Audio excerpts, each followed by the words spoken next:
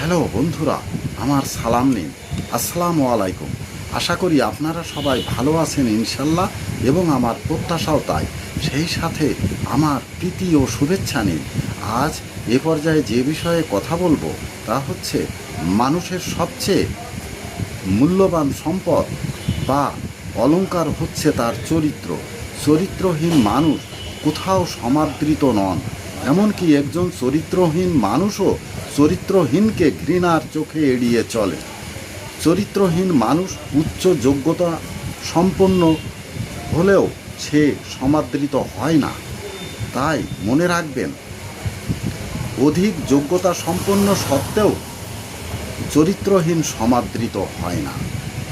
এ পর্যায়ে এখানেই রাখছি।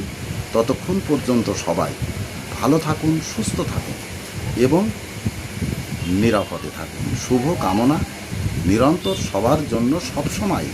ধন্যবাদ ফেসবুক মেটা, ধন্যবাদ সকল বন্ধু সহ সবাইকে। আবার দেখা হবে অন্য কোনো ভিডিওতে। আল্লাহ হাফেজ।